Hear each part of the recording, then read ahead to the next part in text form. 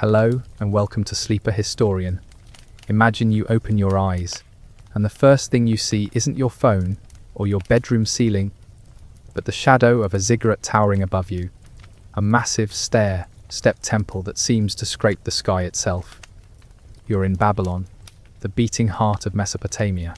The streets are loud, the air is thick with dust and incense, and every corner feels like a test. The laws are strict. The gods are watching, and trust me, you're not ready for what the day has planned. Before we dive in, take a moment to like the video and subscribe, but only if you genuinely enjoy these journeys into the past. And let me know in the comments where you're tuning in from and what time it is for you.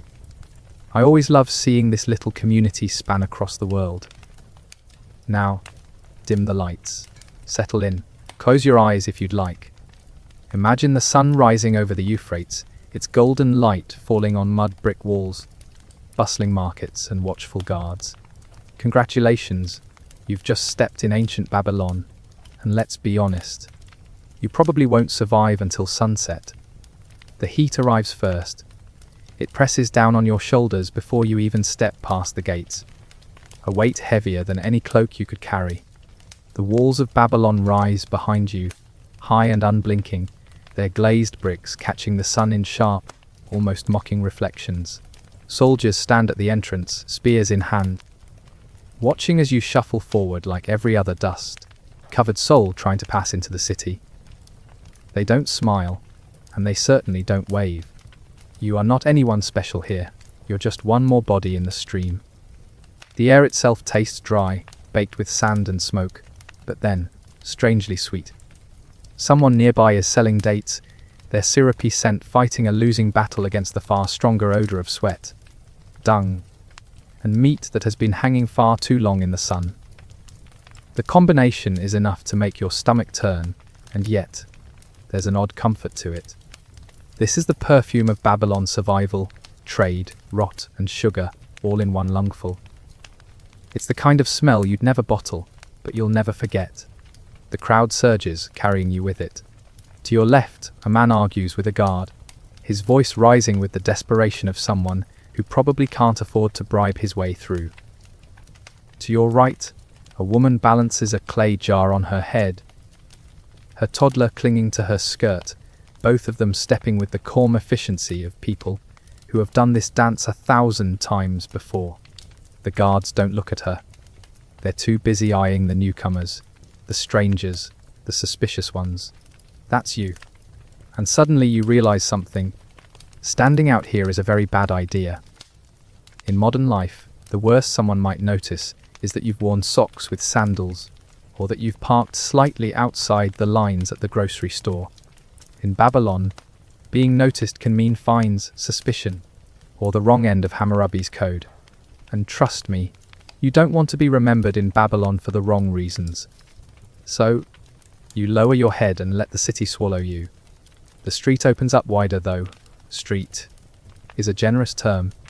It's more of a river of dust, hemmed in by walls of sun-dried brick.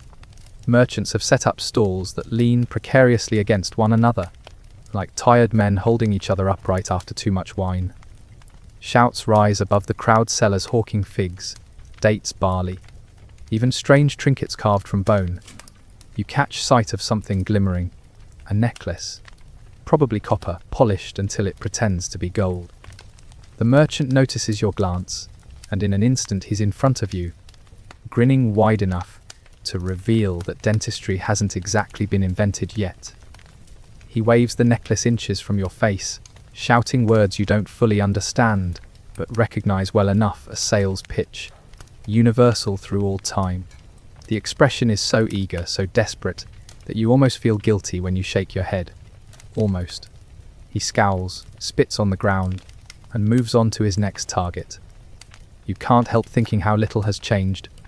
Babylon or modern malls. Someone is always ready to jump out at you with a special deal just for you. The sun beats harder as you walk deeper in. Dust rises with every step, settling in your throat. Children dart between legs, laughing as they chase a worn leather ball. Somewhere, a flute squeals, its notes carried unevenly over the buzz of the crowd, and beneath it all is the low, steady roar of the city itself, the hum of thousands living, working, arguing, surviving in one place. And survival is the right word, because as the sweat beads on your back and the weight of the crowd pushes against you, you begin to notice what no one tells you in stories about Babylon. This place is not built for your comfort. It is alive, yes, but alive in the way of a beast, restless and unpredictable. And the beast does not care if you last the day. If you think this welcome to the city was overwhelming, just wait until you feel what happens when the market's close and Babylon's heart really begins to beat. The crowd thickens, and suddenly the city feels less like a place and more like a living tide that has decided to sweep you along whether you want it or not. Every step is a negotiation. A donkey's flank brushes your arm. A child carrying a basket collides with your leg, mutters something sharp, and scampers off without even a glance back. A man with a beard that looks like it has been sculpted out of dust itself shoulders past you, muttering curses that you don't understand but know, instinctively, were not compliments. There is a rhythm to it though, a pulse you can almost feel through your sandals. The clop of hooves, the slap of bare feet, the hiss of merchants calling out promises about their goods. Clay jars clink like bells as they knock together on a cart.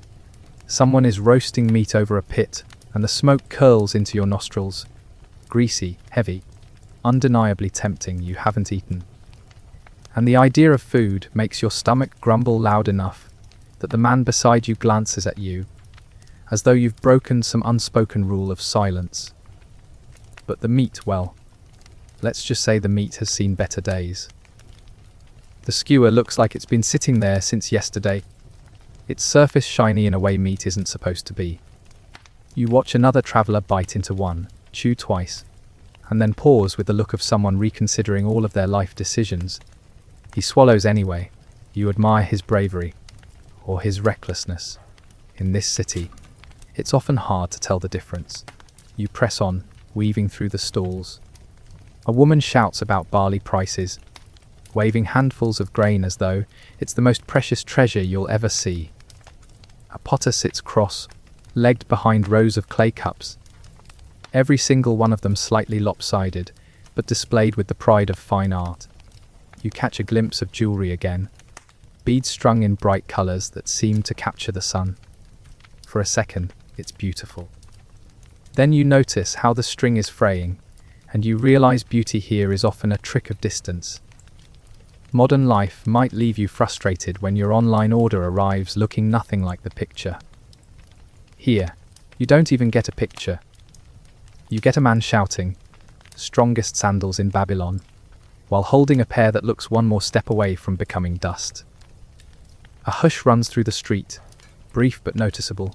Heads turn, bodies shift, and you see why soldiers are passing. Their bronze helmets gleam, their spears catching glints of sunlight. They move in perfect formation, the crowd parting without a word. It's not fear exactly, but a respect laced with unease. These men are the teeth of the beast you've walked into, the sharp edge of Hammurabi's order. And for a moment, you wonder what it would be like if they stopped, if their eyes landed on you. If someone decided you'd done something wrong, the thought is enough to make you step back into the press of bodies, smaller, quieter, less noticeable. In Babylon, invisibility might be the one luxury worth more than gold. A sudden shout breaks the quiet tension. At first, you think it's anger, but then you realize it's laughter. Loud, rolling laughter spilling from the steps of a tavern just ahead. A group of men, already red-cheeked from drink, clap one another on the back and gesture with cups of beer that slosh dangerously close to your feet. One of them looks at you, his grin too wide, and beckons as though you've just been invited into the greatest party in history. And maybe you have. Or maybe it's the kind of party where you end up with an empty purse, a sore head, and a story you'll never want to tell your family. If you thought the streets were overwhelming, wait until you see what waits inside Babylon's taverns, where drink, dice, and danger all pour from the same cup. The tavern door yawns open as one of the men pushes through, and a wave of sound rushes out like heat from an oven. Laughter, singing, the hollow clack of dice cups, and somewhere a woman's voice rising above the rest, sharp and amused. The smell hits next, yeasty beer, sweat, and the faint but unmistakable tang of smoke from an oil lamp that has been burning far too long without fresh oil. It smells less like a celebration and more like a dare. You hesitate on the threshold, and that's your mistake. One of the drinkers, cheek shining, teeth uneven, claps a heavy hand on your shoulder and practically shoves you inside. You stumble, catching yourself against a wooden table that wobbles dangerously under the weight of cups and elbows. A nearby man growls, then sees your confused face and smirks instead, muttering something you don't catch but which earns a chuckle from his friends. The room is dim, the only light spilling from smoking lamps and cracks in the wall, where the sun pushes in defiantly. Long benches run down the center, crowded with men shouting over each other. Clay mugs slam against wood in rhythms that have no pattern except louder, always louder. A serving woman sweeps past, balancing 3 mugs at once in her arms, hips swaying as though she's learned the art of slipping past groping hands without ever spilling a drop. Her eyes meet yours for the briefest moment, measuring unimpressed, and then she's gone, absorbed into the chaos. A jug slams down in front of you. You don't remember asking for it, but apparently you've been volunteered. The liquid inside is cloudy, foamy at the top, and carries the faint aroma of bread that someone decided to drown. Babylonian beer, the city's lifeblood. It's not chilled, it's not filtered. And if you're lucky, it won't make you sick tomorrow. A man across the table raises his own mug at you and shouts something approvingly. There's no mistaking the gesture drink. In modern life, you might politely decline a drink by mumbling something about driving home later. In Babylon, there are no cars, no excuses, and saying no might mean you're insulting someone's honor, or worse, their beer. So you lift the mug, tip it back, and let the liquid hit your tongue. It's thick. It's grainy. It tastes like bread dough left in the sun too long, with just enough soreness to make your eyes water. And yet, there's something oddly comforting about it. The kind of drink that insists you'll learn to like it whether you want to or not. The man across the table laughs, slaps the wood, and immediately pours more into your mug. Congratulations, you've passed the first test of Babylonian hospitality. Around you, the games intensify. Dice clatter across the table, carved from bone and worn smooth by countless hands. Men lean close, eyes narrowed, muttering promises and curses as fortunes of barley and copper are decided in a roll. You see one man sweep the dice toward him with a grin wide enough to crack his face, only for another to snatch his hand and accuse him of cheating. Voices rise, hands slam, and for a moment you think you're about to see blood spilled across the table. But just as quickly, the tension dissolves into laughter. Someone slams down another jug, and the game begins again. It's tempting, intoxicating even, this wild current of energy. But there's a danger to it too. A current beneath the laughter that could turn violent in a breath. You realize, as you clutch your mug and glance toward the door, that Babylon's taverns are not just places of drink. They are where secrets trade hands, where tempers flare, and where strangers can vanish without anyone bothering to ask why. If the streets of Babylon made you sweat, just wait until you see how the city punishes those who lose themselves too deeply in its games. The tavern's roar swells and falls like the tide, and for a moment you almost feel yourself drifting into it. A man beside you bursts into a song, half prayer, half drunken slur, and others join in, pounding the table as though summoning the gods themselves to join the feast. You don't recognize the words, but you recognize the sound, humanity trying to drown its troubles in noise and drink.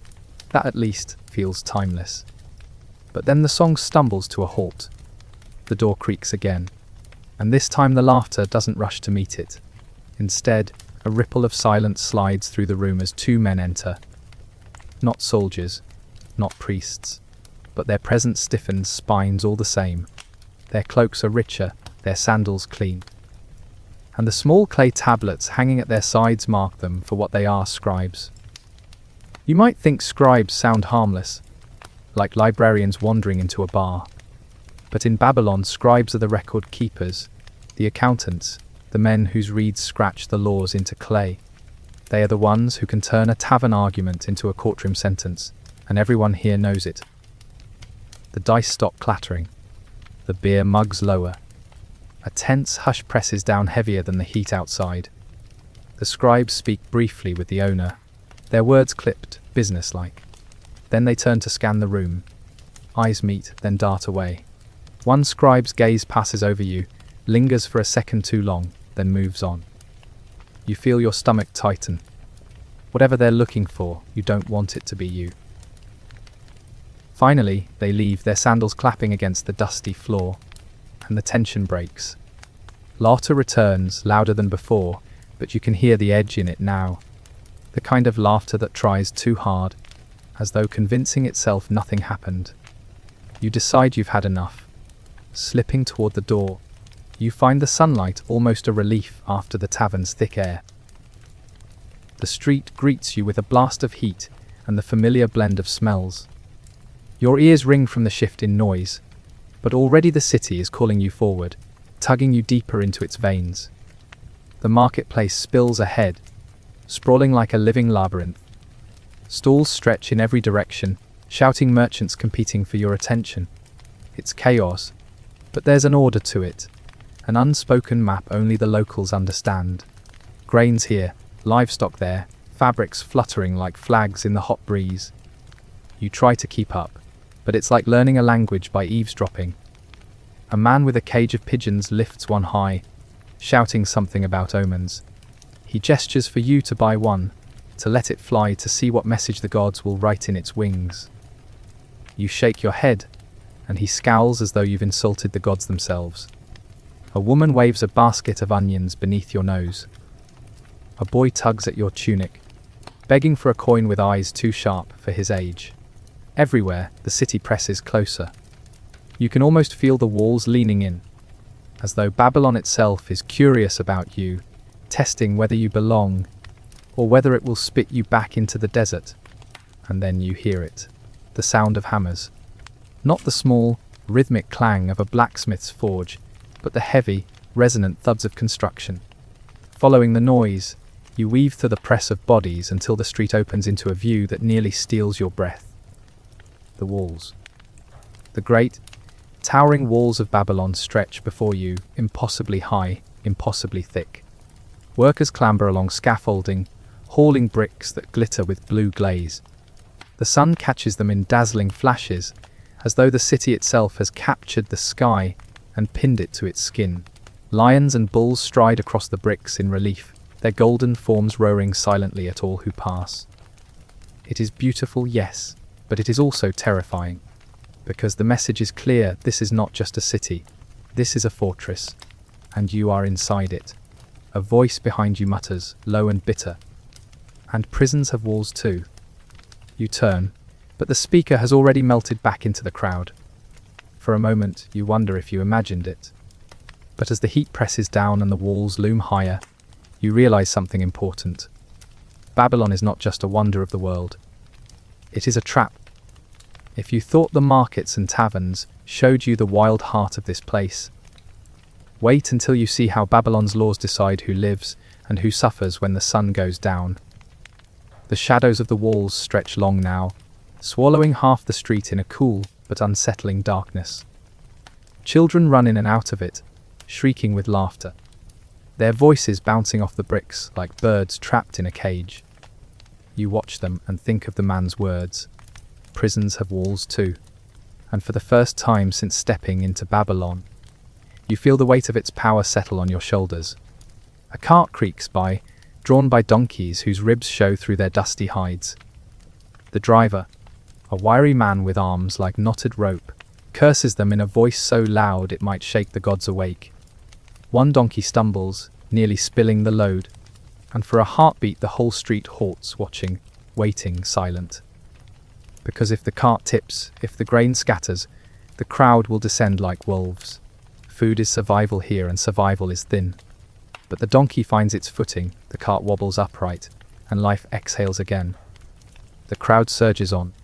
The hammers resume their song against the walls. A merchant yells about dates sweeter than honey. Somewhere, a woman scolds a child in words sharp enough to cut. The city beats on, its heart too big, too loud, too relentless for one traveller to keep pace. And still, that uneasy thought lingers. You are no longer merely walking through Babylon. You are walking inside its jaws. A breeze brushes against your face, carrying the smell of smoke. Not the cozy smoke of cooking fires, but the harsh, acrid kind that clings to your throat. You follow it without meaning to, curiosity pulling you down a narrower street where the crowd's thin. The walls close tighter here, and the air feels heavy, charged with something unspoken. Then you see it, a crowd gathered before a square. Voices rise sharp with fear and excitement. You edge closer, straining to see. In the center of the square, two men stand bound, their heads bowed, while a figure in embroidered robes reads from a clay tablet. The words are foreign, but the tone is unmistakable. Judgment. The crowd roars its approval, or maybe its hunger. Stones sit ready in waiting hands. And in that instant, you understand what those scribes in the tavern truly meant to this city. They were not librarians at all. They were executioners with pens. Your stomach knots as the first stone arcs through the air. You turn away before it lands, but the sound still finds you, sharp and final. When you step back into the main street, the city looks different. The colours harsher, the laughter thinner, the walls taller. You realise that surviving here isn't about drinking beer, buying onions, or learning which merchant cheats less than the others. Surviving here means navigating a system where a slip of clay can end your life before you finish your drink. The sun dips low, staining the city gold and crimson. Shadows stretch across the streets like long fingers reaching for your feet. You walk faster, but the walls never move. Babylon is watching you, measuring you, deciding whether you are guest, intruder, or prey. And as night begins to fall, you wondered if the daylight already felt like a test. What horrors will the darkness bring? The sun does not set in Babylon, it smoulders.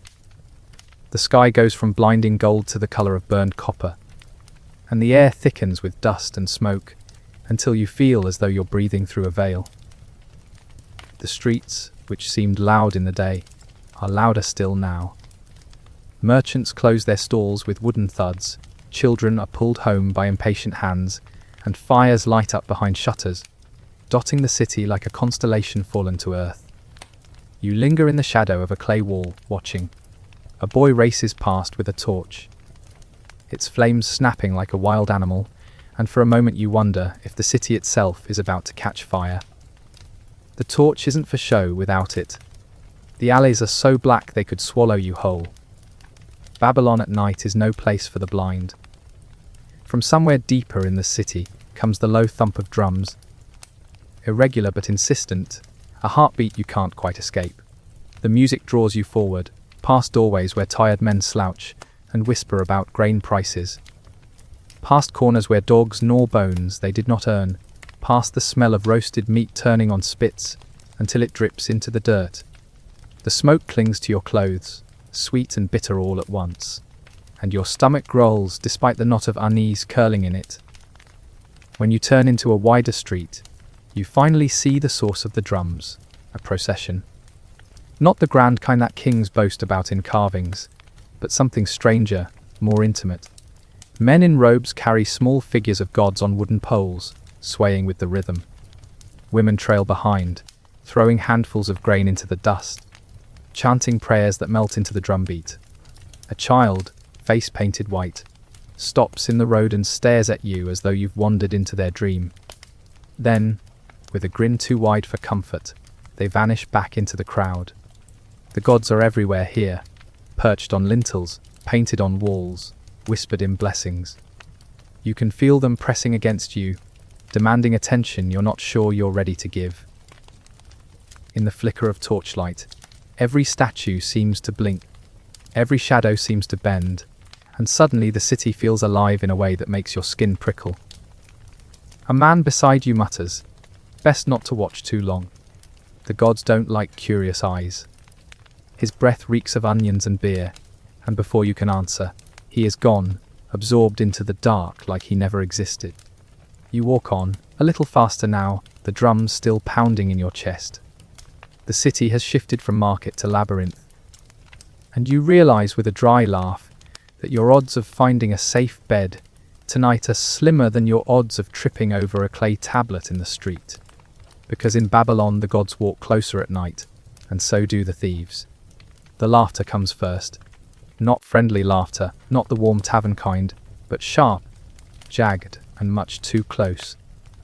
You spin around, and there they are, 3 figures leaning against the wall, cloaked in shadows but not enough to hide their smirks.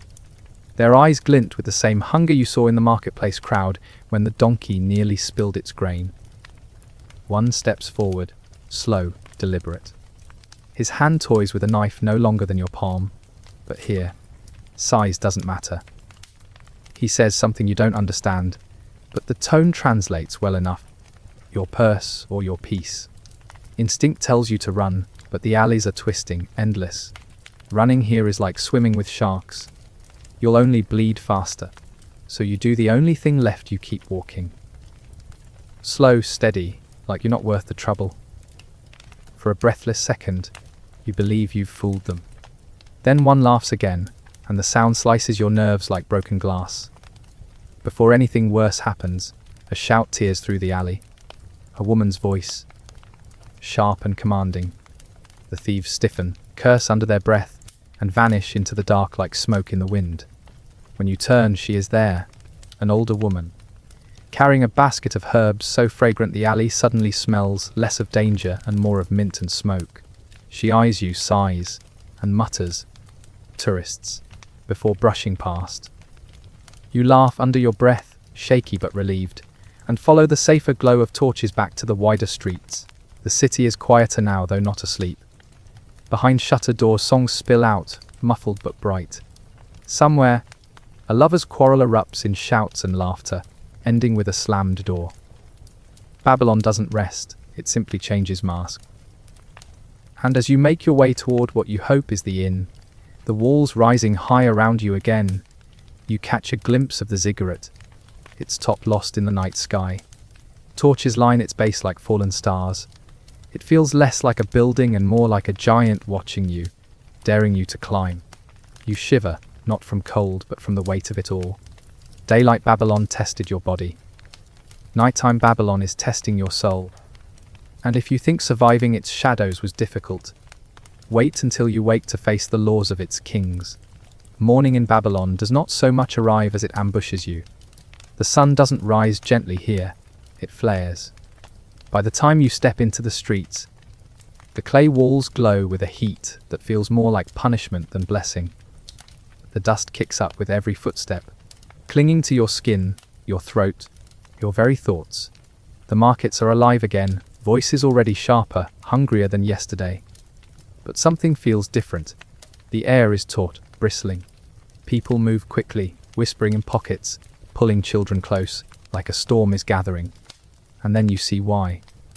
At the center of the street, a procession of guards forces its way through. Spears gleam in the light, and leather sandals slap against the dirt in a rhythm meant to intimidate. Between them, stumbling but bound, is a man with blood dried on his lip. He looks ordinary, just another Babylonian with dust on his hair, sweat on his brow. But today, he is a spectacle. The crowd parts and then surges in behind, hungry for what's coming. A trial. Not in a courtroom with powdered wigs and judges' gavels. No. Babylon prefers its justice raw, public and quick. You are pulled along whether you want to be or not, carried on the current of bodies, until you spill into a wide square where a platform waits like an altar. The guards shove the man forward. He falls to his knees, coughing, but no one helps him. Instead, a scribe, yes, one of those careful clay carvers you once mistook for librarians, steps onto the platform with a tablet in his hands. His face is stern, unreadable. The tablet gleams where the morning light catches its wet clay surface.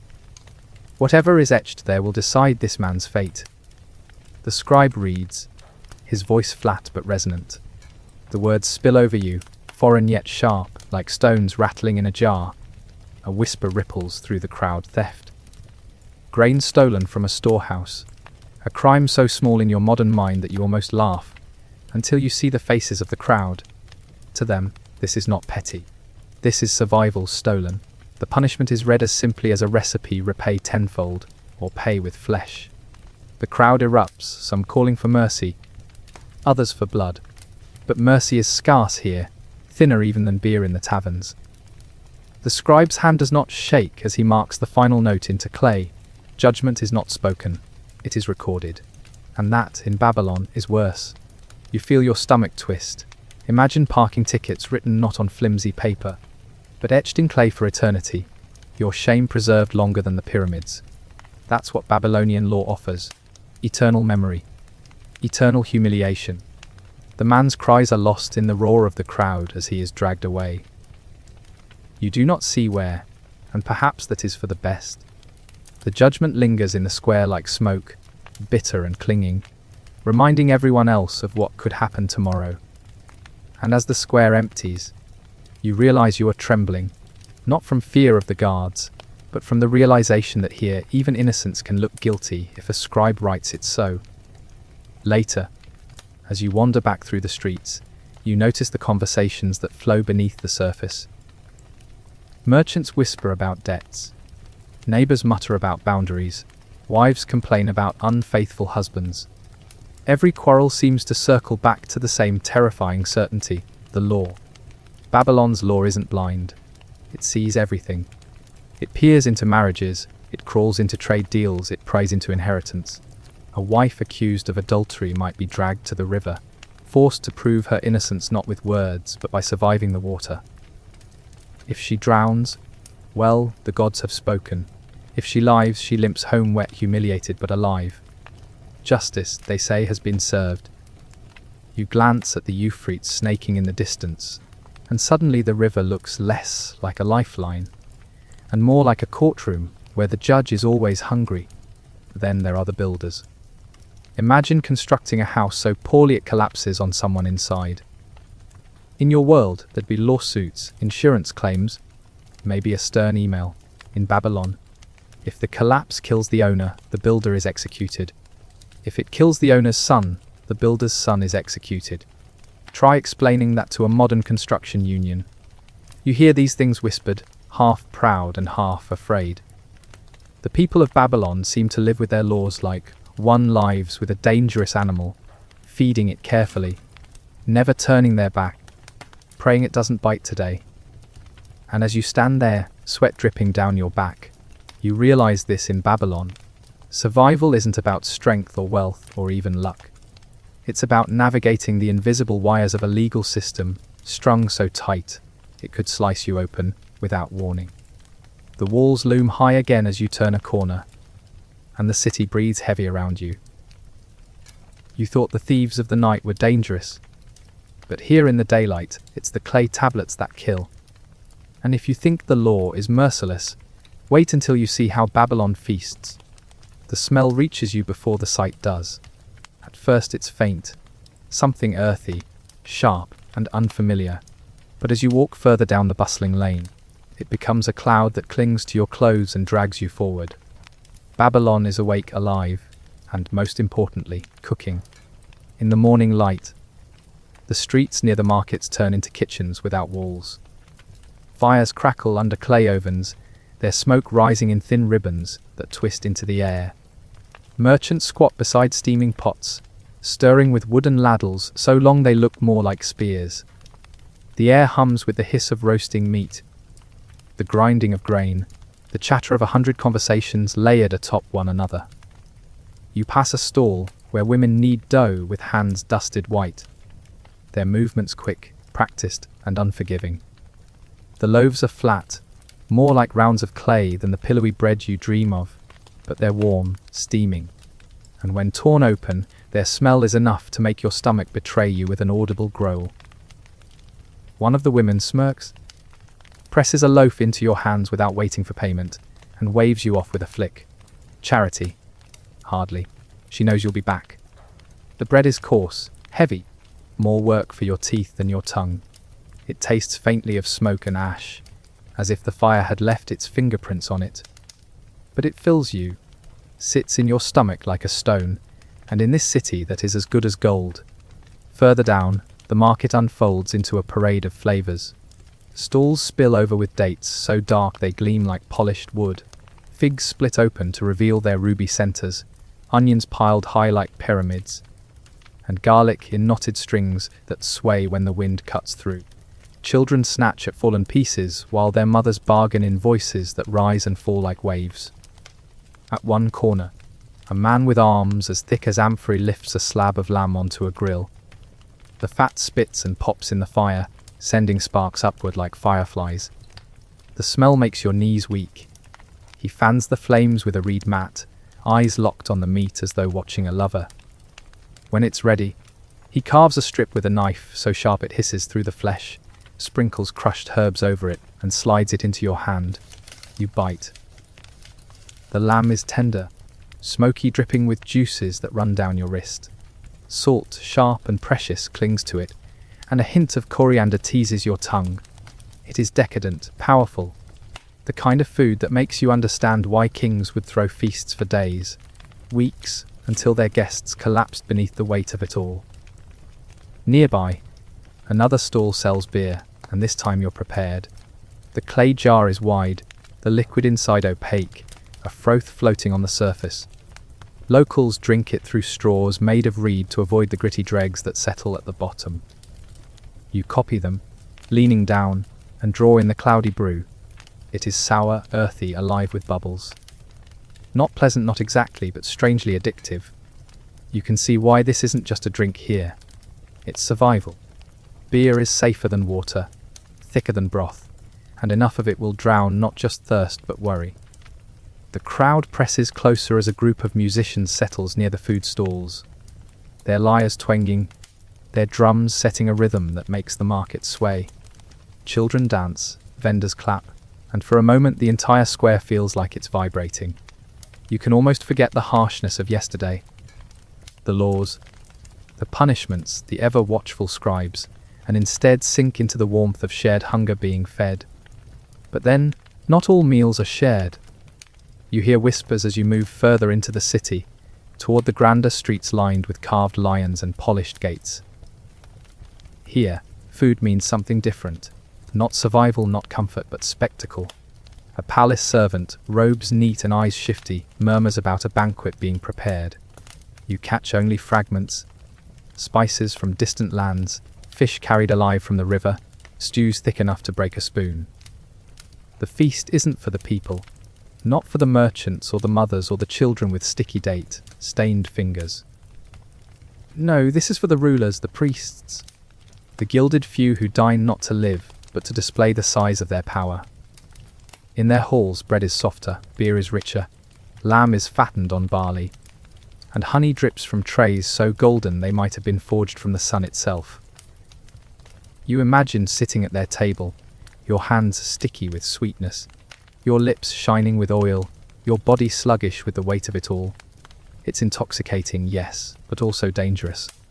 Because in Babylon, the feast itself can be a trap. Eat too much, drink too much, and you will say too much. Secrets slip more easily when lips are glazed with honey, and in a city where laws are carved into clay, a drunken confession is as permanent as stone. Your stomach twists, though whether in hunger or unease you can't tell. Babylon's food is both gift and threat, blessing and curse. It feeds the body but tests the soul. And as the sun climbs higher and the market swells with heat and shouts, you realize that food here is more than sustenance. It is politics, survival, temptation, and sometimes death served on a clay platter. If you think the flavors of the market were overwhelming, wait until you step inside the palace and see how kings feast like gods while their people scrape the bottom of the beer jar. The palace is not a building. It is an appetite with walls. You enter through gates taller than houses, carved with lions whose stone jaws seem ready to snap. The air cools as you pass into the courtyard, shaded by palm trees, and draped with hanging cloth dyed deep blues and purples. The noise of the city fades behind you, replaced by something heavier, the clatter of trays, the murmur of servants, the occasional burst of laughter from somewhere deep inside. Servants glide past carrying baskets of fruit so large they look absurd. Figs, dates, pomegranates split open to reveal their jeweled hearts. The fruits shine under oil lamps, polished like offerings to the gods, though you suspect the gods won't be the ones eating tonight. Behind them, other servants carry trays of steaming bread, not the coarse kind you wrestled with in the market, but soft, pale rounds that break with a sigh. They smell faintly of honey, of milk, of a life you'll never afford. The feast hall yawns open before you, its walls painted with hunting scenes where kings strike down lions with perfect ease. Long tables stretch beneath, lined with jugs of beer and wine, their clay surfaces sweating with condensation. Golden bowls, silver spoons, carved ivory handles, every surface screams wealth. But the real spectacle is the food. At the center sits a roasted fish the size of a child, its skin crisp to a glittering bronze. Beside it, lamb shanks glisten with fat, smeared in herbs that perfume the room so strongly you nearly stagger. Bowls of stewed lentils, spiced chickpeas, and onions cooked down until they are sweet as candy line the edges. Even the humblest vegetables here are transformed into luxuries. And then, as though this weren't enough, slaves pour pitchers of beer into wide bowls, mixing it with honey until the surface shines like amber.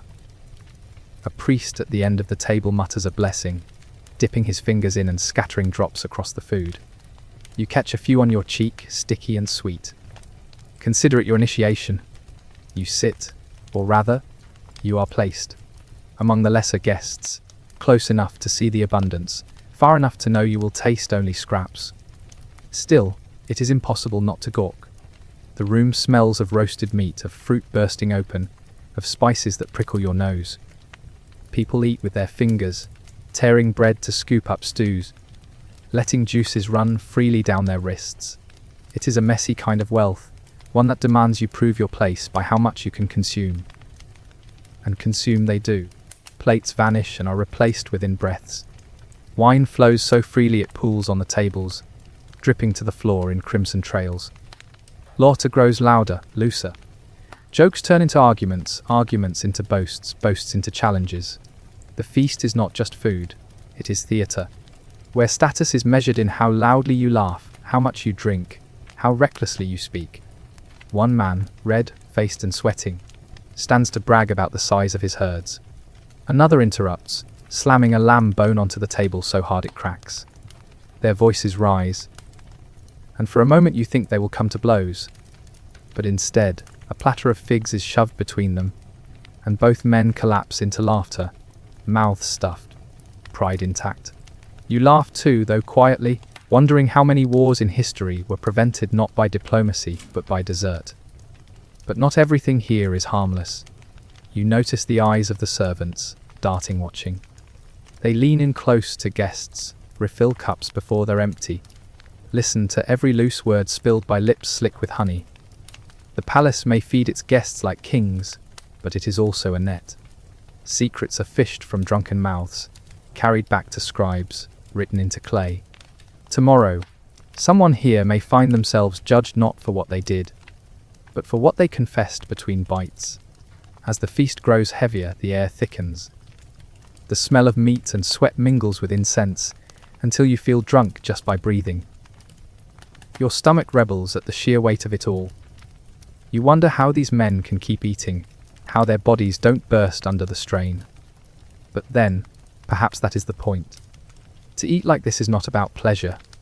It is about proving you are untouchable, immortal, closer to gods than men. At the far end of the hall, musicians strike up a sharper tune.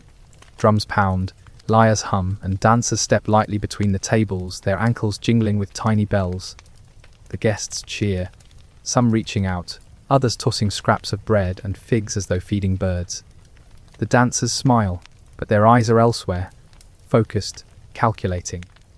Even beauty here is performance with teeth.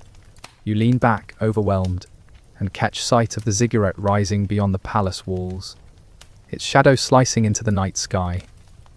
For a moment, you imagine the gods looking down, watching these men gorge themselves beneath paintings of their own glory. Do the gods laugh? Do they sneer? Or do they hunger too?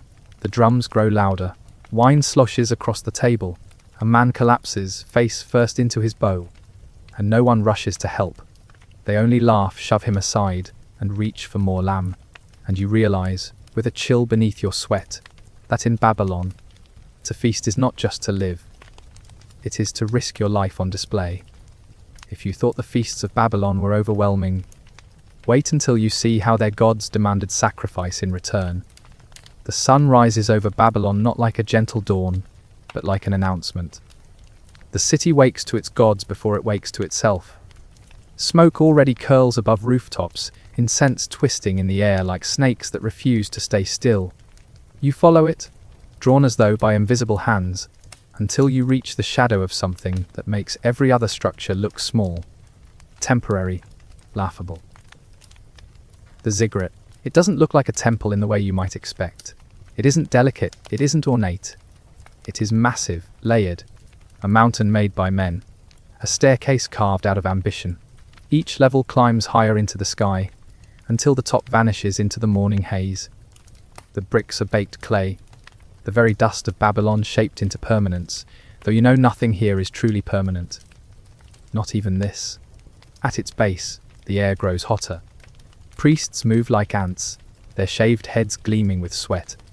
They carry baskets of offerings bread, beer, honey, lambs too young to fight their fate. The animals bleat nervously, and you can't help but think they know what's coming. A few children watch from behind pillars, their eyes wide, their father's hands gripping their shoulders tight, as though to teach them something unspeakable through silence alone. The priests chant as they ascend the first steps, voices low, weaving together until the air vibrates. You don't understand the words, but you feel them. Heavy, insistent, like stones pressing against your ribs. You climb too, following the stream of bodies, your feet slipping on sun, hot bricks. Halfway up, you glance back. The city stretches beneath you, streets twisting like veins, canals flashing with silver light. From here, Babylon looks orderly, purposeful. From here, the chaos of markets and fights and drunken feasts is hidden beneath the illusion of control. At the summit, the temple waits. It isn't large compared to the base, but it doesn't need to be. It is enough that it exists closer to the sky than any man has a right to stand. Inside, the air grows thick with burning incense, sharp and bitter, coating your throat. Statues loom in corners, gold leaf flickering in lamplight, their eyes unblinking. You know they're only metal and stone, and yet under that gaze you feel catalogued, measured, found wanting. The altar is not delicate either. It is stone, blackened with soot, scarred with ash. A priest raises a knife, its bronze blade glinting. The lamb is pulled forward, its legs bound, its cries high, pitched and frantic. You flinch, but no one else does. The knife flashes, and the cries stop. Blood spills, steaming as it hits the hot stone, and for a moment the entire room inhales as one. Then the chanting resumes, louder now, triumphant. The smell is coppery, cloying, mixing with incense until you can't tell where holiness ends and horror begins. Smoke rises from the altar as the offering burns, carried upward toward gods who never descend. A priest sprinkles barley into the fire, the grains crackling like tiny bones. Another pours honeyed beer, which hisses into steam. The sound is strangely cheerful, like laughter where none should be. And here's the trick. Every Babylonian knows that without these rituals, life itself unravels. The gods are not benevolent, they are landlords. The rain, the harvest, the fertility of your animals, the survival of your children, it all depends on rent paid in sacrifice. Miss a payment, and the gods don't just send an eviction notice. They send drought, plague, war. Standing there, you realize Babylon is less a city and more a negotiation. Its people bargain with powers too great to see, piling up lambs and bread and beer, as though trying to distract divine creditors with snacks. But the priests, they hold the keys to this transaction. They alone know the rituals, the words, the times, the signs. They alone tell you what the gods demand, and conveniently, those demands never seem small. You cough in the smoke, your eyes watering. A priest notices and presses something into your hand, a small clay tablet with marks carved deep. You don't read the language, but you understand its weight. It is not just a receipt. It is proof that the gods have noticed you, judged you, perhaps even remembered you. You shiver, though the air is stifling. Below you hear the city. Bells ring. Horns blow, a marketplace surges back into noise. But up here, at the top of the ziggurat, time feels strange. The world spins around you. And all that matters is whether the gods are fed enough to keep Babylon safe for another day. And you can't help but think, isn't this just the ancient version of paying taxes? Except here, if you short the gods, you don't get fined. You get famine. The lamb's smoke curls higher, vanishing into the wide, pitless sky. If you think the sacrifices were unnerving, wait until you find out what Babylon's gods demanded when lambs weren't enough. You descend from the ziggurat, legs shaky. The smell of incense and blood still clinging to your clothes like an unwelcome guest. But the temple doesn't release you so easily. Even at the base, Babylon's devotion has teeth. You pass shrines tucked into every corner, small altars of clay where families leave bread crusts or beads, hoping their miniature sacrifices won't be overlooked. Children smear honey on statues' lips, mothers whisper prayers over cracked bowls of dates. Everywhere, offerings, everywhere fear dressed up as faith. A procession blocks your way, forcing you to the side. Drums pound slow, steady, like a heartbeat amplified to deafening proportions. Women in bright shawls throw petals, their voices rising in songs you can't translate, but feel anyway, yearning, pleading, sharp as hunger. At the center walks a statue of Ishtar, goddess of love and war, carried high on a wooden frame. Her eyes, inlaid with shining stone, seem alive, and the crowd drops to its knees as she passes.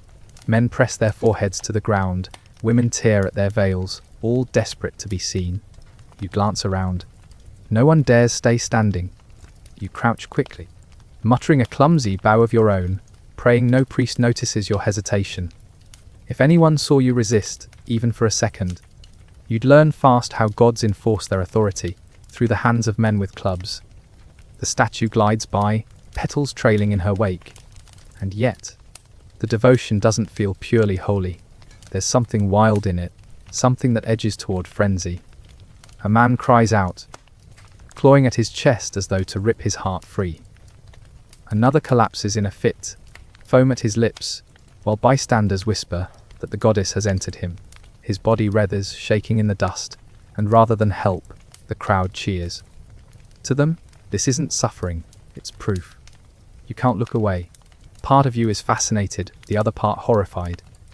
The man thrashes until he goes still, chest rising and falling shallowly. Priests hurry to lift him away, promising blessings on his family. And you realize with a chill here, madness is holy. Pain is evidence. The line between worship and possession is as thin as the dust settling on your skin. Later, in a tavern near the canals, you overhear whispers of darker offerings. Not lambs, not barley, not honey, but humans. Captives from war, criminals, sometimes even children. The words are hushed like sparks that might ignite a fire, but the glances are sharp. It doesn't happen often, not openly. But everyone knows the stories. When the rivers threatened to dry, when the crops failed, when the gods grew too silent, blood richer than lambs was demanded. You laugh nervously into your beer, hoping the rumors are exaggerations, the way modern ghost stories are told to scare children. Yet when you pass the ziggurat again that night, you notice stains darker than soot on the stone, patterns you don't want to imagine too closely. Maybe it was a trick of the torchlight. Maybe not. What unsettles you most isn't the rituals themselves, but how normal they seem here. No one questions them. No one wonders whether the gods might be cruel, or whether the priests might manipulate faith for power. To doubt is more dangerous than to obey. Babylon doesn't survive by hesitation. It survives by surrender. And still, you can't help but compare it to home. In your world, people people sacrifice hours of their lives to glowing screens, or pile offerings at the feet of credit card companies, hoping for relief. Different gods, perhaps, but maybe not so different after all. You step away from the temple district as the moon rises, its pale light draped over the city like a shroud. Somewhere a priest's chant echoes low and relentless, as if even in sleep Babylon reminds its gods not to forget it. Your stomach knots, uneasy. The sacrifices were terrifying enough, but Babylon isn't done with you. There's another hunger here, one carved not in the temples but in the streets themselves. One that can swallow you whole before you even notice you're gone. By day, Babylon is a city of walls, markets, priests, and scribes. But by night, its shadows stretch longer, thicker, hiding corners the gods pretend not to see. You feel it the moment you leave the temple district. Behind the hum changes. The music grows sharper, the laughter looser, the air thicker with smells that aren't incense but sweat, wine, and smoke from fires lit too close to rotting trash. You follow the sound of a drum, quicker than the temple's heartbeat, reckless daring. It leads you to a narrow alley strung with flickering lamps. A painted sign hangs overhead, showing a woman's silhouette in clay, hips exaggerated, lips marked in red. No one needs to read cuneiform to know what waits inside. The doorway spills with perfume so strong it nearly chokes you, flowers layered over musk, a sweetness that feels like a lie. Inside, cushions scatter across the floor, velvet worn thin, silk patched clumsily, but it doesn't matter. No one comes here for the furniture. Women lean against door frames, their eyes lined with crushed minerals, lips painted with ochre. They smile without smiling, a trick as old as desire itself.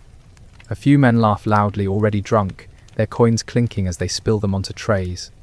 The madam, broad-shouldered and dressed in brighter cloth than anyone else, sweeps toward you like a queen of shadows. Her bracelets jingle with every step, her eyes sharp enough to slice through your hesitation.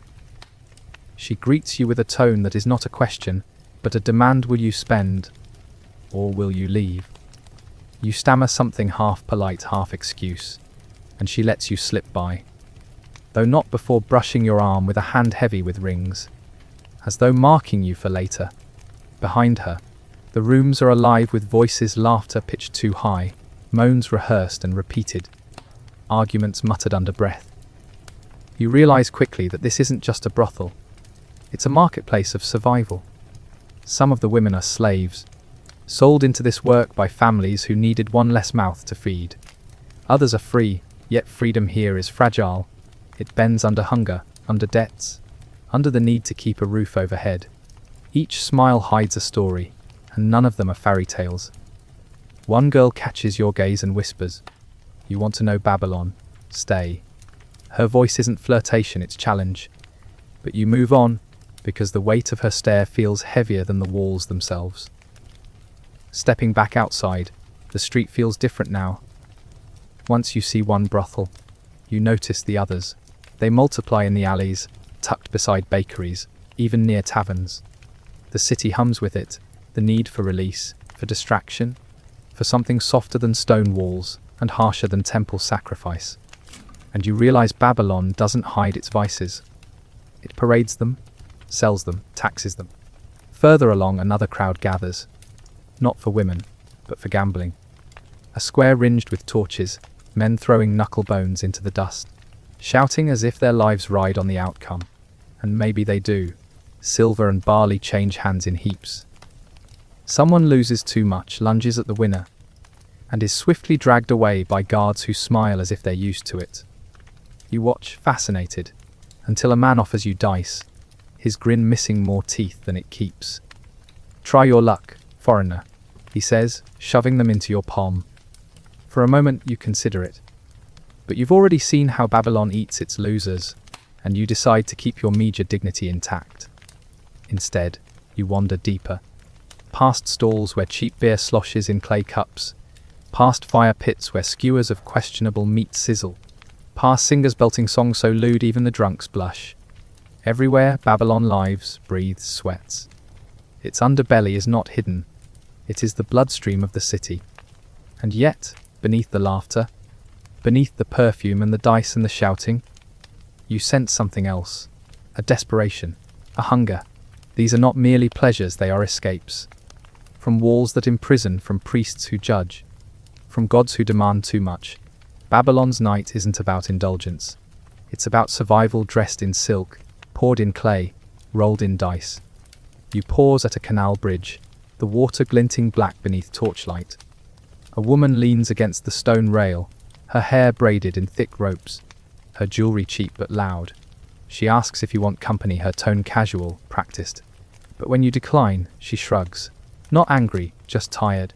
Someone else will, she says, as though reciting a truth as fixed as the river itself. You walk on, but her words cling. Someone else will. In Babylon, someone always will. If you thought the city's appetite ended here, wait until you see what Babylon does to those who can't pay, can't play, can't please. The night still has darker teeth to bear. The deeper you walk, the more the laughter changes. At first it was bright, clumsy with drink. Now it comes sharper, edged with something you can't name. You follow a narrow street that curves away from the torches, where shadows chew at the corners. Ahead, a crowd gathers, not around music, not around dice, but around a man tied to a post. His shirt is gone, his back bare, striped already with fresh red welts. A guard lifts a whip, its strands tipped with bronze, and the crowd howls as it cracks across flesh. This isn't hidden in some dungeon. It's entertainment. Children sit on their father's shoulders to watch. Women shake their heads but don't look away. You ask a man beside you what crime deserves such spectacle. He answers between bites of roasted onion, debt. Just debt. The man had borrowed silver for gambling or beer or maybe to bribe a priest. He couldn't repay. Now he pays in blood, each strike erasing a coin he never had. The whip cracks again, the man shudders, and the crowd cheers as if he scored a goal. You can't help but flinch, and the man next to you notices. He smirks as if amused by your weakness. Better to watch, he says. Better to remember. You slip away, your stomach tight, the cheers still ringing in your ears. And suddenly, the perfumed brothel and the dice games feel different. Beneath their noise and glitter lies a trap. Babylon's pleasures were never free. Every smile, every gamble, every cup of beer carries a price. And if you can't pay in coin, the city will take payment in flesh. Further on, near the river, you stumble into another scene, the slave market. Here, the lamps burn brighter, as if the sellers want no one to miss the merchandise. Men and women stand on platforms, ropes around their wrists, their eyes hollow. The auctioneer bellows their virtues as if they're livestock, strong arms for fieldwork, nimble fingers for weaving, smooth skin for softer tasks. Coins clink. Buyers prod teeth, squeeze arms, tug at hair. A young boy is sold for the price of 2 goats. A woman cries silently as she's led away by a man who doesn't bother hiding his intentions. The crowd moves on quickly, bored, hungry for the next bargain. To them, these aren't people, they're solutions to chores. You realize with a chill that many of the women in those brothels weren't there by choice. They were bought, paraded here first, sold to madams who would squeeze silver from them until there was nothing left, and the gambling men cheering at dice. Some of them were once slaves themselves, who clawed their way out only to fall into another chain of debts. Babylon doesn't just have an underbelly. It recycles it. As you push through the market, one of the auctioneers catches your eye. He mistakes your horror for interest. "Good stock," he says, yanking forward a boy no older than 12. "Hell fetch water, run messages, no trouble, cheap." His grin shows teeth worn flat from chewing grain. You stammer an excuse, stepping back quickly, but not before the boy's gaze meets yours. It is not a plea. It is emptier than that, as if he already knows no eyes will ever look at him with anything but calculation again. By the time you escape the square, the night air feels heavier, choking.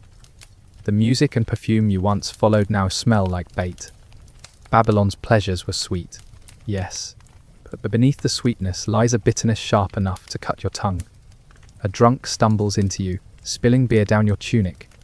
He laughs, slaps your shoulder, then vanishes into the crowd. No apology, no concern. In Babylon, everyone is already drowning in their own debts, their own desires, their own chains. No one has the luxury of noticing yours.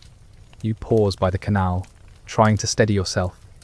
The water moves sluggishly, black in the moonlight, carrying scraps of refuse out toward the Euphrates. A rat scurries along the edge, bold as a tax collector. Behind you, voices rise again. Drums, laughter, shouts. The city pulses on, endless, merciless, hungry. And you realize the temples may feed the gods, but the underbelly feeds Babylon itself. The brothels, the dice, the slave blocks, these are not just shadows. They are the very bones of the city holding it upright. Without them, Babylon would crumble as surely as without its walls. The whip, the dice, the perfume, they're all part of the same machine. And once you're caught in it, there's no easy escape. You lift your gaze to the dark horizon where the palace looms, its torches glowing like stars. If the streets are this ruthless, what happens behind the palace walls, where kings play games with entire nations as if they were dice? The palace doesn't so much sit in Babylon as dominate it. Even from the alleys, even from the canals where rats scurry and drunks argue over dice, you can always see its outline.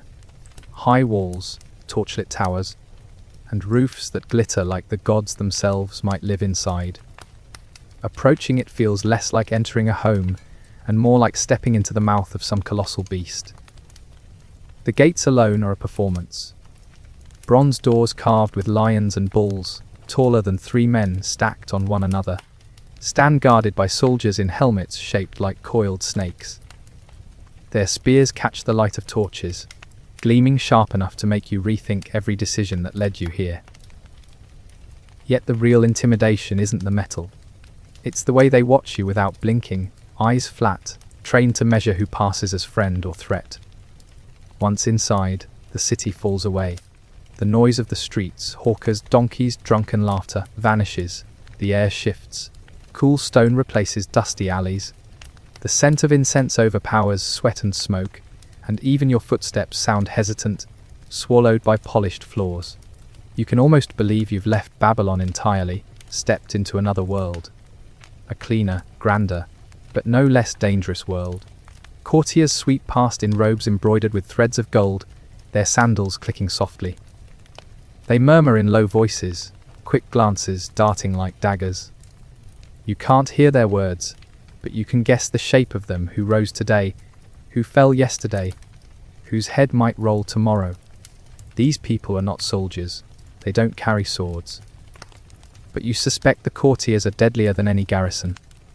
At the heart of it all, the throne room. Wide, vast, designed to make mortals feel small. The ceiling rises higher than any house in the city, painted with stars and constellations in lapis lazuli. Torches flicker against walls carved with hunts' battles, and scenes where the king always wins. The air tastes of perfume mixed with oil lamps, heavy enough to coat your tongue, and there he is, the king, draped in robes that glitter with gems, a beard oiled and curled into perfect loops, a crown that seems too heavy for any human neck. He does not move often, but when he does, the entire room reacts like reeds in the wind, bowing, whispering, shuffling to please. His eyes sweep over the crowd with the lazy patience of a man who knows he could order your death before finishing his wine. You feel it in your chest. This is not a man. This is an institution wearing a man's skin. Petitioners line the room, each stepping forward in turn. A farmer begs for reduced taxes after a flood ruined his crops. The king nods once, and a scribe records it. Though whether mercy or ruin awaits the farmer, no one can tell. A soldier kneels, offering the severed heads of bandits as proof of loyalty. The courtiers applaud politely, as if clapping at a play. A merchant bows so low his forehead touches the floor, presenting jars of rare oil. The king sips, grimaces slightly, and the merchant's face drains of colour. It isn't the gifts that matter here, it's the performance. Every gesture, every word, every ounce of flattery is currency. One wrong move and you're not just dismissed, you're erased. From your corner, you notice the subtle wars waged among courtiers. One nudges closer to the throne, another steps in to block him. A third murmurs into a eunuch's ear, eyes darting toward a rival across the room. The real battles here aren't fought with swords. They're fought with smiles sharpened into knives. And while the city outside groans with hunger and debts, inside these walls the tables are heavy with figs, honey, and roasted lamb. Gold bowls overflow with beer so rich it foams like rivers. Courtiers dip their fingers into sauces perfumed with cinnamon, imported from lands you've never heard of. The sheer abundance makes you dizzy. You think of the debtor being whipped in the square last night and wonder if this very feast was bought with his blood. For a moment, the king laughs. A deep, booming sound that ripples through the hall. Everyone joins in, whether they know the joke or not. You force a chuckle, though the joke never reached you. In Babylon, laughter isn't about humor, it's about survival. And you understand now if the streets are full of traps, the palace is a minefield. Every smile is false, every gift double-edged, every word laced with poison sweeter than honey. But if you think the palace is dangerous in daylight, wait until the sun sets, when whispers replace voices and daggers replace smiles. Night falls over Babylon not quietly, but like a curtain pulled over a stage. The streets beyond the walls keep their noise. Drums from taverns, the shouts of gamblers, a donkey stubbornly refusing to move. But inside the palace, the tone changes, the torches dim, the laughter of courtiers fades, and the air thickens with something harder to name. Suspicion. Fear. Hunger not of the stomach but of power. You move through corridors that twist like a labyrinth, the walls painted with scenes of gods striking down enemies. Yet it's not the painted gods that unsettle you, it's the guards. They stand too still, their eyes too sharp, their hands never far from the hilts of curved blades. Their silence is louder than any roar. Beyond the main halls, chambers spill with softer light. Musicians pluck lyres inside rooms, their melodies almost drowned by murmurs of plotting nobles. Here the real work begins. Men lean close over cups of date wine, voices lowered, glances darting like hunted birds. Servants pass, carrying trays heavy with figs and roasted fish, but they listen more than they serve, collecting fragments of whist to trade later. A nobleman chuckles too loudly, bragging of his closeness to the king. His neighbor smiles politely, but his fingers tap on the table, a rhythm that might mean boredom, or might mean he's sending a signal to another watching across the room. Every gesture feels loaded. Even the clink of a cup could be a warning. Eunuchs drift between rooms, their presence as unsettling as the silence of the guards. They know everything. They see everything. They carry secrets the way other men carry daggers. To them, truth is not sacred, it's currency, and they sell it dearly. The king himself does not always appear after nightfall. Sometimes he feasts in private chambers, surrounded by favorites whose fortunes rise and fall like dice in a gambler's palm. Sometimes he retreats to whisper with priests, asking the gods whether the stars favor his reign. And sometimes he vanishes entirely, leaving the palace humming with rumor. Where has he gone? To a temple? To a mistress? To plot war? No one knows, and in that not knowing lies the greatest tension. But his presence lingers even in absence. Every decision, every laugh, every silence is made with him in mind.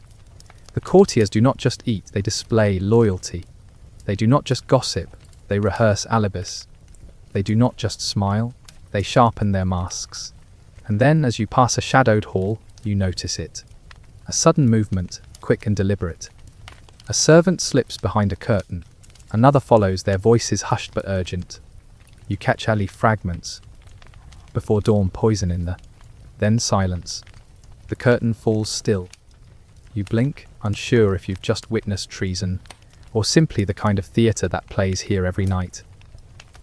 Assassination is never far in these walls. Poison slipped into a goblet, a dagger hidden beneath robes, a rope tightened in the dark. Kings here have fallen not to armies but to their own kin, their own courtiers, their own guards. The very walls seem to remember it. You feel it in the air, heavy and metallic, as though the palace itself breathes blood. The gardens at night are no safer. Perfumed air mixes with the buzz of insects, moonlight catches on statues of gods and winged bulls, and shadows stretch long across the pathways. Lovers meet here, yes, but so do conspirators. Somewhere under a fig tree. A promise of loyalty is made, though whether it lasts longer than the wine in their cups is doubtful. For all its beauty, the palace after dark is a place of predators. Courtiers smile as they pass, their eyes lingering too long. Eunuchs glide silently, cataloguing secrets. Guards shift their spears, watching for more than intruders. You are inside a golden cage, and the most dangerous beasts are not the lions carved on the gates, but the humans who prowl these halls. The weight of it presses on you. The knowledge that in this world, survival is not about strength or honesty, but about timing. Say the right thing too soon, and you are a fool. Say it too late, and you are dead. And as you slip toward the exit, heart pounding with the need to breathe fresher air, you realize something chilling: the palace does not sleep. It waits. Always. And it always takes more than it gives. But if you think the palace at night was treacherous, wait until you find yourself among Babylon's priests and temples, where even the gods are drawn into the schemes of men, and offerings might cost more than coin. Morning begins not with sunlight but with smoke. You follow a crowd of men, women, and children through narrow streets that twist toward the ziggurat rising like a mountain of brick above the city. From a distance, it had looked like a stairway to the heavens. Up close, it looks more like a giant steppe beast, watching, waiting, its upper levels swallowed in mist. The air is heavy with incense, sweet at first, then cloying, then almost choking. The closer you get, the more it fills your nose and sticks to your tongue. It is meant to purify, to honor the gods, but mostly it makes you lightheaded, as though the divine prefers worshippers too dizzy to complain. Priests line the entrance, their heads shaved, their robes spotless despite the dust swirling everywhere else. They move with a calm that feels rehearsed, a slowness that demands you match their pace. Around their necks hang amulets of lapis and gold, glinting like captured sunlight. Their eyes, however, never seem to rest. They measure every gesture, every offering, every hesitation.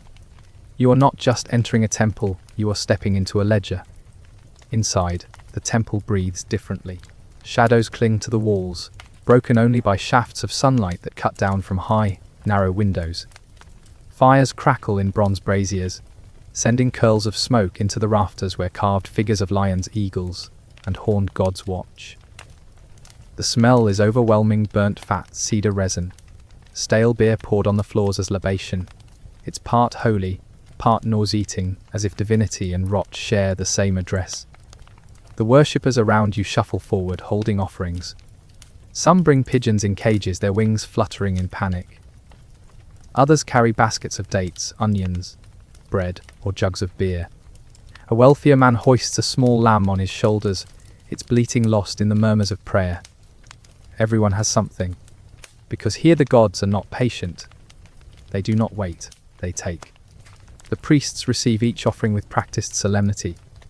A jug of beer is poured onto the altar, spilling down the grooves in the stone, where so many before it have left their mark. The lamb is carried away behind a curtain, where its cries are cut short, replaced by the wet sound of a blade. A clay tablet records the names of those who gave, and how much. The gods remember generosity, the priests say. The truth is that the priests remember debt. You notice something else too. Not all gifts are meant for gods. Some are slipped more quietly, into a priest's sleeve, a wink exchanged, a nod given. Bribery here is sanctified with incense. Need a case judged in your favor. Want your harvest declared blessed. A gold ring in the right hand can make the gods remarkably cooperative. Near the altar stands a statue of Marduk, Babylon's great god. His eyes are polished stones that gleam in the firelight, and for a moment you could swear they follow you. He wears not the simple crown of myth, but a golden headdress heavy enough to crush a mortal neck. Flowers lie at his feet, but so do coins, beads, and small carved idols, tokens piled like offerings to a king, and in truth, that is what he is. Babylon bows first to Marduk, and only second to the man who sits on the throne. A priest chants beside the statue, his voice deep, rhythmic, almost hypnotic. He speaks of order, of destiny, of Babylon's chosen role in the world. But the chant is more than prayer. It is politics disguised as devotion. Every word binds the city tighter to the temple, to the priests, to the god who conveniently favors whatever the king desires. You edge closer, craning to see the rituals behind the curtain. A boy slips past carrying a clay bowl brimming with dark liquid, the metallic smell unmistakable. Blood. The gods here are not fed with metaphor, they are fed with the real thing. Somewhere behind that curtain, priests smear it across idols, pour it into the earth, maybe even drink it in sips that blur the line between devotion and hunger. The crowd sways, muttering prayers. A woman beside you clutches a clay figurine of a goddess to her chest, whispering words too fast to catch. Her face is wet with tears. She looks not at the statue, not at the priests, but at the smoke curling upward. It hits you then most people here don't care about politics or ledgers. They are simply desperate for healing, for fertility, for protection, for something bigger than themselves to lean on in a world where walls may fall and kings may die overnight. But whether the gods listen, you cannot tell. The priests certainly do. And they are already watching you, their shaved heads glinting in the torchlight, their eyes too steady for comfort. Because in Babylon, to step into a temple is not just to offer, it is to be noticed. The crowd thins as you're drawn beyond the main altar, down corridors where the incense hangs heavier and the air is thick with whispers. The stone under your feet is worn smooth by centuries of worshippers. Yet the deeper you go, the more it feels like stepping away from the city and into another world entirely. A place ruled not by men, but by shadows. A priest motions with 2 fingers, and suddenly you're part of a smaller procession. No more lambs or jugs of beer here. These are not common folk clutching pigeons. These are men in embroidered robes and women wearing rings stacked high on every finger. They move with the hush of those used to paying for privilege. Their offerings are gold, ivory combs, perfumes sealed in jars of alabaster. The gods demand finer things in private. You enter a chamber glowing with the light of oil lamps. The walls are painted with stars and moons, constellations that gleam in the flickering light as though alive. Priests and priestesses wait here, their voices low, their gestures practiced. They read omens in the smoke, in the crack of burning reeds, in the tiny bubbles rising from bowls of sacred water. The future, they say, speaks in every flicker and hiss, though it seems to speak louder to those who pay more silver. One priest kneels before a nobleman, sprinkling powder into the flames. The fire leaps green, then blue, and the priest nods gravely. "The gods bless your house," he declares. The nobleman exhales relief, though you notice the priest's hand close discreetly over the gold ring now resting in his palm. And then, through another arch, you see something stranger still. A group of women dressed not in plain linen but in gauzy robes embroidered with stars. Their hair is perfumed, their eyes lined with kohl, their hands painted red at the fingertips. They move slowly, deliberately, like dancers, circling an idol draped in crimson cloth. This is no common worship. This is ritual disguised as intimacy, or intimacy disguised as ritual. Sacred prostitution, the foreigners whisper. To give yourself in the temple is to honor the goddess, to become vessel and sacrifice both. No one admits it loudly, but everyone knows it happens. Here the line between devotion and desire vanishes, swallowed in incense and moonlight. You can't help but think how familiar it feels, in a way. The language may be different, the gods may be older, but the same old bargaining plays out. Wealthy men buying blessings with their bodies. Priests managing the transaction with the precision of bankers. A nightclub with prayers instead of music, holy words instead of gossip, and yet the same quiet hunger beneath it all. Further in still, chambers open like honeycombs. Some are filled with clay tablets stacked floor to ceiling. Records of births, debts, treaties, curses. Others are lined with cots where supplicants lie, waiting for visions in their sleep.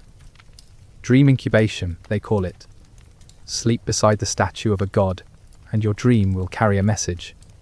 Though you suspect, with all the incense smoke thickening the air, anyone would dream of strange voices and divine hands reaching from the dark. Everywhere you turn, there is a bargain. A sick child laid before the altar, his mother sobbing for healing.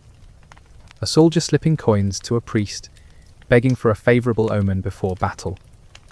A merchant whispering in the ear of a priestess, promising spices from far lands if her goddess blesses his ships. The gods are never silent here. They are constantly bartering, constantly consuming. But as you watch, you notice something unnerving. The line between faith and power has disappeared entirely.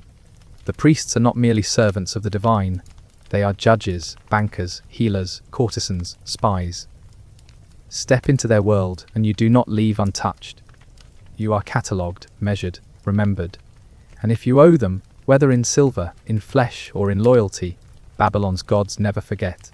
The temple air is suffocating now. The torches hiss, the statues glare, the smoke coils into your lungs. You turn, seeking escape, and find your way back into the blinding daylight of the streets. But even outside, the sense of being watched does not leave you. It clings like the incense, like the knowledge that here in Babylon, even the gods are part of the game. And as you steady yourself in the sunlight, one thought lingers. If the temples were this dangerous, how much more perilous must the city's marketplaces be, where lies, scams, and betrayals are dealt not in smoke and blood, but in silver and survival. By the time the sun is fully awake, the city is already humming with noise, and no part of Babylon hums louder than its market. It is not a place you visit, so much as a place you are swallowed whole. The moment you step inside, the streets squeeze tight with stalls, voices, and smells that collide into one overwhelming tide. Vendors shout over one another like actors competing for the same stage. Dates! Fresh dates. Sweeter than honey. Bellows one, while another promises fish still twitching with life. Though the smell suggests they died yesterday in questionable circumstances. A third man waves a jug of thick beer, sloshing it dangerously close to your sandals, claiming his brew could cure headaches, heartbreaks, and hangovers. Though judging by the sway in his step, it mostly causes the last of those. The smells are a war in themselves. Grilled lamb sizzling on spits drips fat into crackling flames. Spices, cinnamon, cumin, saffron, rise like perfume clouds, making the air sting your nose. But woven through the delicious scents is the undeniable stench of humanity's sweat, refuse, donkey droppings, and worse. One breath feels like feasting, the next like punishment. Babylon has no interest in separating the sacred from the disgusting. It serves them both together in a single sniff. Everywhere you look is chaos. Donkeys bray as children chase chickens across the lanes. A basket of onions topples. And suddenly 3 men are fighting over who owns the scattered produce. 2 women argue viciously over a string of beads, their shrieks drawing a crowd who cheer as if it was sport. And in the corner, a snake charmer tries to make a cobra dance, though it looks more like the snake is just deciding whether it wants to bite him. It's overwhelming, yes, but exhilarating too. Babylon's market is the beating heart of the city, where you see its wealth, its desperation, and its character all at once. A man in rags jostles elbows with a nobleman draped in linen so fine it looks like woven light. A foreign merchant from Egypt waves amulets carved in the shape of scarabs, insisting they ward off demons. A nomad from the east sells strange wool dyed in colours so deep they seem to glow. Here you can walk the world without ever leaving the city walls. But beware, every step is a trap. The vendors are not just merchants, they are predators with honeyed tongues. The jewelry that shines like the moon might tarnish before sundown. That sack of barley weighed before your eyes. The merchant's thumb pressed heavily on the scale, of course. The little clay idol you're told is blessed by the gods. It was made yesterday by a boy down the street with clay still wet on his hands. Try haggling, and you'll discover a whole theatre unfolds. The merchant gasps as if you've insulted his grandmother, clutches his chest, and declares that your offer would starve his poor children. He might even call down the gods to witness his despair. But hold your ground long enough, and he'll suddenly smile, slap your shoulder, and sell you the same item for half the price, as though you'd both just performed a sacred ritual of lies. In one corner, food stalls cluster together in a riot of taste and texture. Grilled fish wrapped in flatbread, fried cakes dripping with honey, bowls of lentils spiced so heavily they make your tongue burn. People eat standing, squatting, walking, their fingers sticky, their mouths full. A boy runs by carrying a skewer of roasted pigeon, which he drops, snatches up, dusts off on his tunic, and bites again without hesitation. Hygiene is not the star of this show. The beer stands deserve their own mention. Large clay jars line the stalls, frothing with liquid so thick you could almost chew it. Men and women drink from long straws plunged into the communal jars, because apparently sharing a straw with 20 strangers is considered festive rather than horrifying. Soon they're swaying, singing, and shouting, their words slurring into a kind of market music. Beer here isn't just drink, it's social glue, anesthesia, and, in some cases, an early grave. Pickpockets thrive in this chaos. Hands slide through the crowd as easily as fish in water. A man pats his pouch only to discover it's vanished, while another suddenly has a suspicious bulge under his tunic. Sometimes the thieves are children, darting between legs with the speed of shadows. Other times they're old women who look too harmless to suspect. By the time you realize you've been robbed, the thief is 3 alleys away, buying beer with your coins. And yet, beneath the scams and the stench, there is something magnetic here. The market is alive in a way no palace or temple can be. It pulses with human need, hunger, greed, laughter, desire. You see a young couple bartering for a string of shells, their fingers brushing as they whisper. You see an old man feeding scraps of bread to a stray dog at his feet. You see a little girl pressing her face against a spice jar, inhaling a scent she will remember forever. It's messy, but it's real. Still, the danger never leaves. A fight breaks out near the butcher's. 2 men grappling over who paid first for a goat leg. A knife flashes, the crowd roars, and suddenly everyone is either a spectator or a participant. Guards push through with spears, their shouts half lost in the din. The brawl scatters like a flock of startled birds, leaving blood splattered on the dust. And then, just like that, the market resumes. The goat leg is sold to someone else. The fishmonger raises his voice, and life swallows the violence whole. You weave through the stalls until you reach the section no one speaks of loudly but everyone knows.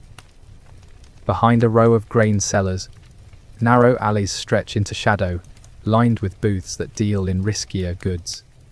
Small jars of powder promising to cure everything from impotence to bad dreams. Amulets carved with faces too grotesque to belong to any god you recognize. Whispers of poisons, of herbs that can make a man sleep forever, or a woman miscarry. The law forbids some of it, but Babylon's laws bend easily in the market, as long as silver crosses the right palms.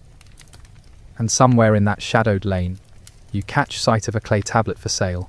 Not food, not jewelry, not perfume, but a curse. The scribe who wrote it promises that if you bury it at the threshold of your enemy's house, the gods will hear, and disaster will follow. For a moment you wonder how many curses are already buried under the stones of this city, whispering up through the dust as people walk unknowingly across them. By midday the market is a furnace. The sun beats down, sweat soaks tunics, tempers fray. Yet the shouting never stops. Dates, onions, barley, beer, wool, idols. Curses. It all pours out in an endless stream until you're not sure whether you're being sold goods, lies, or pieces of your own soul. And as you step away, your purse lighter, your head spinning from scents and shouts, one truth gnaws at you: Babylon's market is not just where the city buys and sells. It's where it decides who thrives, who starves, and who disappears into alleys never to return. You think you've seen chaos. The market was only the warm-up, because when night falls again, Babylon will reveal its true underbelly. The taverns, the brothels, the gambling dens, where survival is not about what you can buy, but how much of yourself you're willing to lose. When the sun finally slides beneath the horizon, Babylon doesn't rest. It wakes up differently. By day, the city shouts. By night, it sings, moans, and whispers. The streets that baked in heat now glow with the light of torches, the air cooling but thickening with other scents, roasting meat, spilt beer, perfumed oils, and the faint, acrid smoke of lamps burning too long. The market's quiet, though a few stalls cling to the last of their trade. Instead, the taverns roar to life. Their wooden doors hang open, spilling music and laughter into the alleys. Inside, the air is a storm. Crowded bodies pressed shoulder to shoulder, clay cups slamming onto tables, voices raised in drunken harmony. Beer flows from great jars into long straws, shared among strangers as though disease were just a myth. The walls are smeared with years of spilled drink, but no one notices. Here, intoxication is the whole point. You step inside one tavern and are nearly swept into a whirl of noise. A man pounds on a drum while another strums a lyre. Both instruments so loud they make conversation impossible, though most people aren't here to talk. A woman leaps onto a table, her hair loose, her tunic slipping from her shoulder as she dances. Coins rain into her hands, and she laughs like the sound itself is richer than gold. At the far end of the room, a fight breaks out. Two men argue over dice, voices cracking into shouts, then into fists. Cups shatter, tables topple, and the crowd erupts not in fear but in cheers. The tavern owner doesn't even intervene. Violence is just another form of entertainment here. Blood mixes with beer on the floor, and when the fight is done, the dice are rolled again as though nothing happened. Beyond the taverns lie the brothels, where the lamps burn red and the air is heavy with perfume. Women and men lounge at the doorways, beckoning with smiles that are equal parts invitation and trap.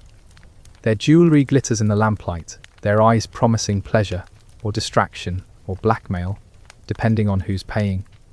In Babylon, intimacy is never just physical, it is business, ritual, survival. Some brothels even claim divine sanction, their workers serving as vessels of goddesses who bless the act itself. Others are simply houses where coin speaks louder than prayer. Step further still, and you reach the gambling dens. Here the city's pulse races fastest. Candles burn low, illuminating dice that clatter across wooden boards. Carved knuckle bones tossed in desperate hands. Men gamble their coins, their livestock, their futures. Some gamble their freedom. Debts so high they sell themselves or their children into servitude. The dice never stop, even when tears fall. The house always wins. The gods always laugh. It is in these shadowy corners that the darkest parts of Babylon reveal themselves. A man slumped in an alley, robbed of his winnings and bleeding from his temple. A woman slipping powder into her rival's drink. A boy no older than 12 carrying a tray of jugs into a den thick with smoke, his eyes already too old. The city doesn't hide these things. It flaunts them, because Babylon knows one truth: the night belongs not to the innocent, but to the bold. And yet, for all its filth and danger, the city at night is magnetic. Walk along the Euphrates, and you see couples tangled in shadows under the bridges, priests murmuring to the water, sailors swaying with songs half in their own language, half in Babylonian. The moonlight catches the river, and for a moment, it looks as though silver itself flows through the heart of the city. But the illusion never lasts long. A scream splits the night from a nearby street, followed by running footsteps. A shadow darts past you, clutching something stolen.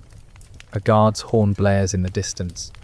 The hunter and the hunted vanish into the labyrinth of alleys, and Babylon closes around them again, swallowing the story whole. What's most unnerving is not the chaos, it's the rhythm. The city moves like an orchestra, every sound blending into the next. Laughter bleeds into song, song into shouts, shouts into silence, silence into whispers. The people of Babylon know this rhythm well, because to live here means knowing when to join in and when to disappear. To hesitate is to lose. By the time the night runs deep, the taverns are littered with bodies. Some asleep, some unconscious, some perhaps never waking again. The brothels still glow, their songs softer now, more like sighs. The gambling dens never close, though fewer hands roll dice, and those who do roll with trembling fingers. And you, standing in the middle of it, realize that Babylon's night is not just entertainment. It is a test. It tempts you with pleasure, with risk, with oblivion. It asks, how much can you give? How much can you endure? How much can you survive before the sun rises again? The torches burn lower. The stars fade against the first hints of dawn.